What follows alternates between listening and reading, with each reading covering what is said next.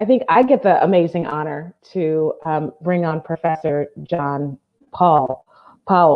For many of us, I get nervous even just, the thought of introducing such a great thought leader. Many folks know of John's contribution not only to law, to civil rights, but to the lexicon of possibility. And for the next almost 30 minutes, we get to have a brief conversation about this moment. Welcome, John. Thank you, Lateefah. It's always good to see you and be in your company, even if it's virtual. How are you, sir? How you doing? I'm good. I'm better now that I'm with you. I was thinking a lot about you this morning, not only because we have this opportunity to have this conversation, but there's so much inundation of information all over. And clearly race and inequality is what we're going to be talking about this morning in this moment. But I actually want to know just how you doing. How's it been like not being on the university campus, and kind of what's life been like for you the last couple months? Well, it's been intense. Work is actually sped up. We are starting this large network to address issues related to the pandemic. For example, we just had a call yesterday with a law backup group to sort of look at developing model legislation and policies for workers' rights, whether being fired, whistleblowers, or returning. So the need is there. So one of the things I feel is stressful, it's hard. I have family members who have gotten sick. I've had some cousins who die. So it's real, but it's also important for us to step into this space and be together and generative. And I feel like our institute is in a good position to do that, not just our institution, but in relationship with people and institutes across the country, like Akonadi. Well, many years ago, Professor, you gave a talk and you quoted Freire, and you talked about, regardless what situation that we might find ourselves in as people in a movement, that we have to frame that construct in a social, a political, a historical, and an economic frame. And, for folks who don't know the great Professor John Paul, you teach us, you push us beyond just asking the question of, or how are you, or what we need to do, or how bad things are. Your concept of belonging makes us answer some of those questions and pushes us towards a North Star. So with that in mind, I actually want you to give us a little bit of history and give us some historical context about this moment. And you see my allergies. It looks like I'm crying. It's my allergies. And I'm also really touched to be on the main stage with you. So it's a little bit of both. A little bit of both. I'm curious about your understanding of how race, place, economic inequality frame this moment. And many folks talked about early on, just a couple months ago, that this virus is blind and it's a great equalizer. Yet the radicalization of the pandemic and this crisis is no surprise to us that people who are hurting the most are hurting the most. Like many people in your family, and my condolences, and many of our families. I want you to talk about this correlation because you've written and talked about the 1995 heat wave in Chicago, about SARS and how it impacted the poorest among us, mayors, and particularly also thinking back to the origins of the HIV crisis. Right. Can you make sense of this moment, looking at, again, this historical lens for us? I'd be happy to, but before I do, let me just take a few seconds and find out how are you? And are you coping with this strange time?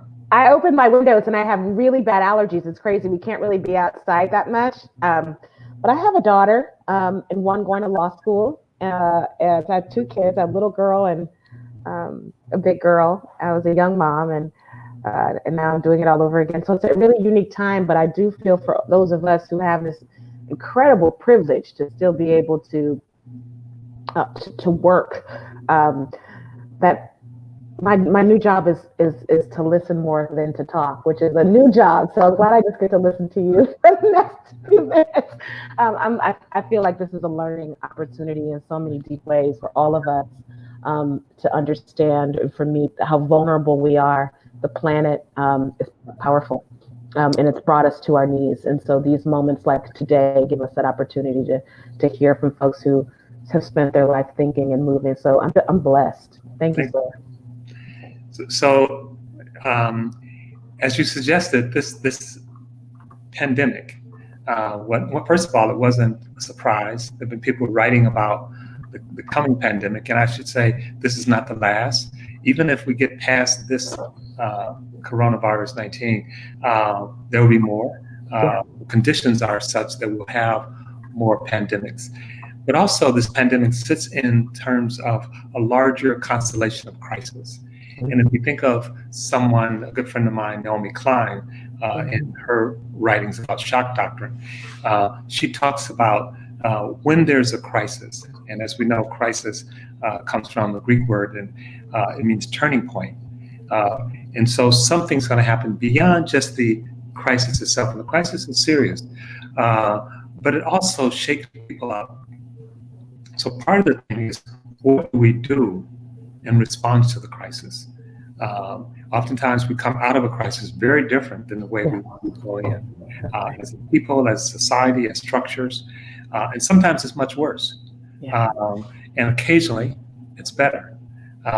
And so what we're seeing right now is, as you suggested, Lateefah, that some people are surprised, that there's a racial dimension to this crisis.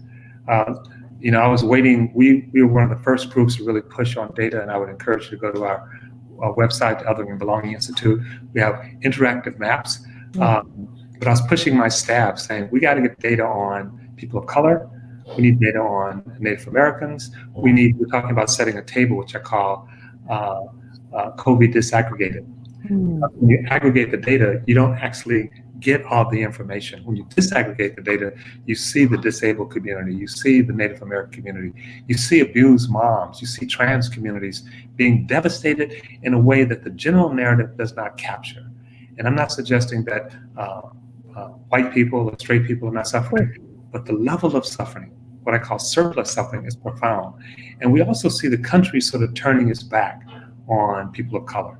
And so the more this is sort of framed as an urban issue, which is not, the more it's framed as a Black issue, which is not, the more it's framed as, those essential workers who are brown and from many of them from South America or from Mexico. Then it's like, well, maybe some people have to die, meaning other people, not my family, not my people, but other people.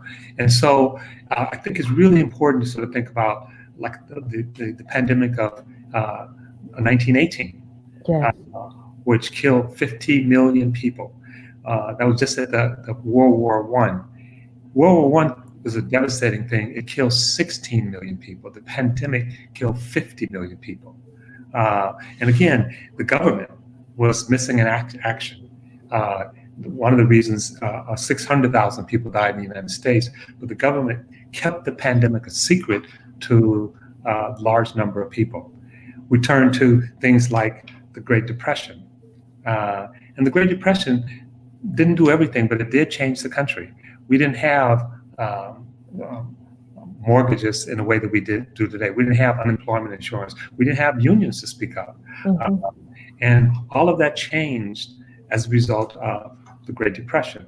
Now, it changed in such a way that it made this country a better country if you were white.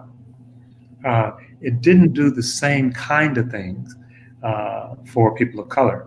And so we had things like unemployment insurance and Social Security. There were certain groups of categories that were left out.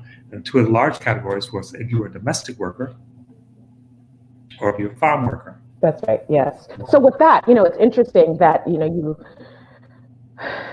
hold center all the time in the work of your center, the people who not only keep this country running, but the people who keep the world running. And those are the folks who are rarely centered. And so you talked about much of the work that you and your staff are doing, and I quickly went to the website and it's beaming right now with information and data. I'm curious, there's about 1,300 people, it looks like, listening right now. What's at the front and center of your work has always been collecting the truth. What's getting lost here in this sort of amalgamation of resources or thinking or false information? We're all tuned into something. What's getting lost? Is it the people? Is it, we're talking about economic recovery and the possibility. We're talking about opening. We're talking about shelter in place fatigue. We're talking about joblessness. We're talking about the next stimulus package. What's getting lost? And what do the folks who are tuning in, all of us, including myself, what should be a frame in mind for us as we enter today? I have a couple more questions for you before we transition out, but what should we hold on to? Well, I think a couple of things are really important. I think one is that, and I wrote an article in part response to Governor Cuomo and others saying the pandemic makes us all equal. Mm-hmm. It doesn't. It does affect us all, mm-hmm. not all the same. Mm-hmm. And so here's the sort of nuance, if you will. We're all in this together, but we're not all situated the same. That's right. We have to hold on to both of those things at the same time. We are all in this together. But so break that down for a few folks, because what does that mean we have two families on the same street. You have a young white middle class family in many of our gentrified communities. 3 doors down, you may have a family of folks who are dealing with, everyone's working before the pandemic, but they may be dealing with incarceration. Someone in that same home may be struggling to get their papers.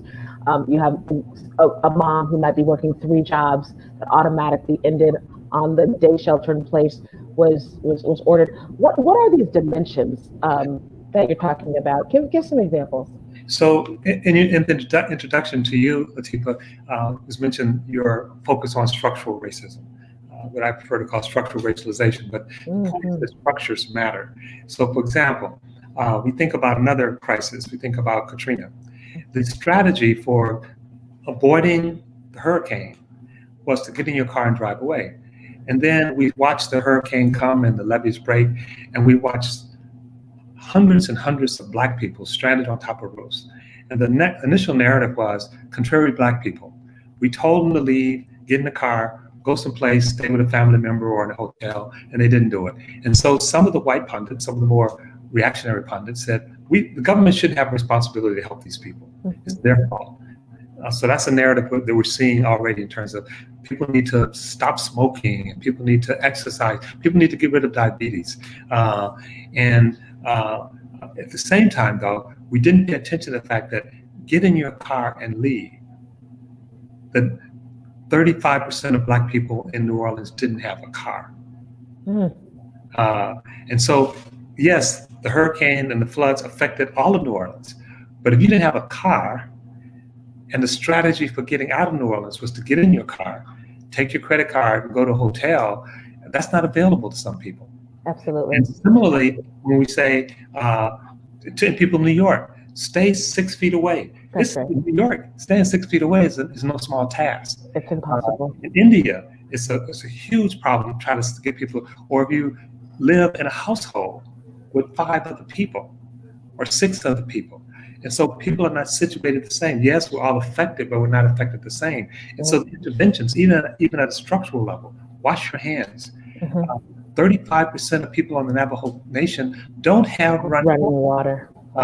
So the strategy is actually, it's not necessarily deliberately ethnocentric or racist, but its effect is. And sometimes in this environment, it is deliberate.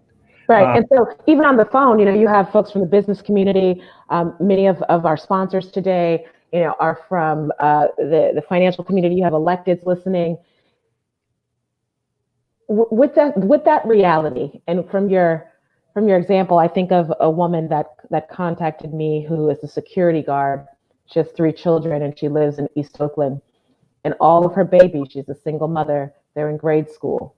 There's no desktop in her home. Right. There's one cell phone that she has, and she must leave it with her children when she goes to work early in the morning so that they can figure out how to split up their own distance learning responsibilities. And she must then come home and and face the night and do it all over again. And there's no work at home for her. So you're absolutely right. The inequity is so important as we think about lifting up opportunities for all of our communities. I'm wondering, our great friend Alicia Garza is going to be joining us and presenting on how the Black Futures Lab is thinking about power in this moment. You've been so helpful to so many movements. I'm not going to give out your age, but quasi-historical and current. So many of the young people of color, activists and organizers who are mobilizing around the country are using much of your framework to rethink power in times of crisis. And while this is arguably a shifting moment in the fabric of the globe, you've been pretty clear about how we should be thinking about using moments to propel systemic change and to think about not only this current generational reality, but the next generational reality. So if you can also talk about how we should be thinking about power in the construct of your framework of belonging in this moment. Where do we go? How do we move? So it's a lot of nuance. And so two things. One, how do we actually hold this together and at the same time recognize we're situated differently? So it's power with, not power over. And the ability, frankly, to have compassion and empathy. Yeah. Grace Lee Boggs was mentioned earlier. She actually, a friend of mine, I'm from Detroit. I actually did a small film with her. And so one of the things that was being suggested is that why is this Chinese woman, a woman of Chinese descent, so grounded in the Black community? And so our ability to care, not just about the groups that we almost immediately live with or identify with, but a care for others. And not to forget our group. And so belonging is about the ability to hold and care and the power. King made the observation that power without love is tyranny. Love without power is sentimental. So we have to hold those things together. We have to be able to love and have power and agency, not just for ourselves, but for everyone. And the disturbing but beautiful thing in a way about the pandemic is it doesn't stay put. It travels. And so in December, when we were watching what was happening in Wuhan, I was saying to myself and saying to friends, we should be on it. We got early warning. It's happening in Wuhan. We should be getting ready now. And like, well, maybe not. That's partly because, you've also argued that we have an amnesia that we're a part of a global framework and that internationalism doesn't sit in our capitalist politic. I've heard you speak on that too. So before I ask you for your last comments, can you talk about that? Why this moment also, or the folks in this community listening right now, the failure to embrace an internationalist politic is also why we sick. Let's talk about that. It's an interesting thing. So so one of the things, this is a global phenomenon. That's right. Which means, among other things, we need a global response and global institutions. And we talk about the UN, but we don't have well-functioning global institutions. We don't have well-functioning national institutions in the United States. We don't have now we have them some, and we need to use them. But so part of the response is that people want to reduce this just to the individual. And so it's my individual freedom. I get to do what I want to do. If I want to wear a mask, I don't want to have to wear a mask. The whole idea of the pandemic is that what I do affect others. What others do affect me, and it's mediated through institutions and structures. In the United States, we have a hard time with that. It's like, no, I'm all on myself. It's all about me, maybe me and my family, but I don't care about those people. And even within the progressive community, we sometimes fail to understand the incredible important role of government, even though government oftentimes fail us. And I want to just give a shout out to the folks in Oakland who pushed the city to basically say, okay, Black people and Latinos are dying at a higher level. Then we need to have a task force to look at a particular response to address that. That's what I call targeted universalism. And very seldom do we do that. So what we do in the country is like, okay, Black people and Latinos and Native people are dying, and it's caused because of those Asians. Forget them. We're going to and so the people who've been fighting to open up the economy, which is not crazy in and of itself, but in disregard for people of color, and they have the support of the White House. That's why we're in this problem, right? It's that we can't really, as a country, say that we, the people, we, the future, that we, all of us are part of that. And so whether it's Native Americans, whether it's disabled, whether it's trans, whether it's people who are undocumented immigrants. One last thing. So in Singapore, they had a positive response to the virus initially, and the numbers went down, they flattened the curve, and then they start coming back. And people are like, what happened? I thought we had fixed this. I thought we were on top of this. They forgot to include the migrant workers. Yeah. The migrant workers weren't part of the we in Singapore. There we go. And it came right back. So with that, I want your last 2 minutes.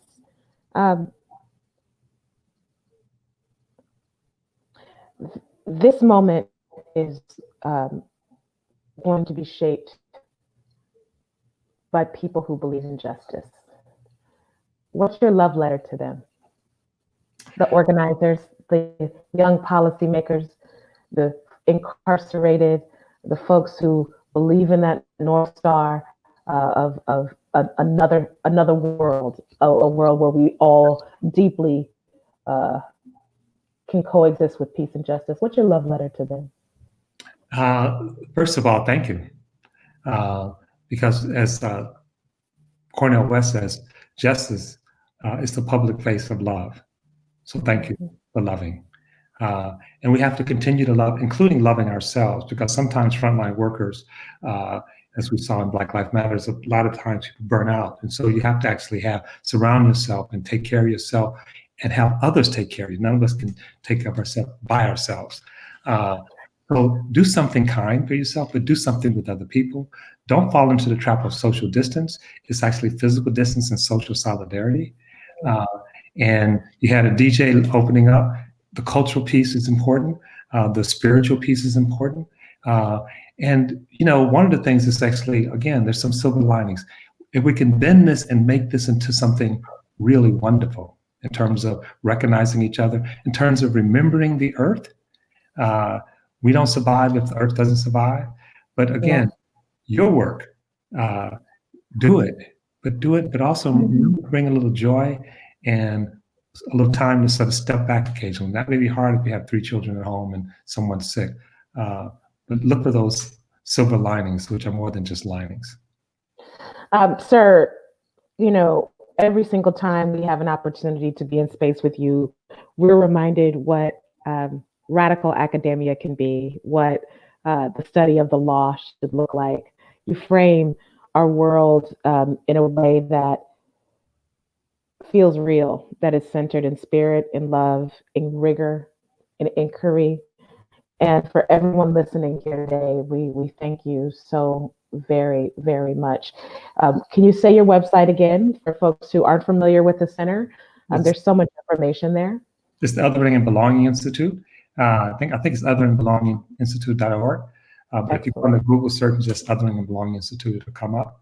And again, thank you, Lateefah, for all the stuff that you've done and will do. And it's great to be in locked arms with you. Well, listen, if we were in Oakland, there would be 1,000 people roaring for you. And I hope you all can join me in thanking amazing, amazing, amazing all there is of John Powell. Thank you so much.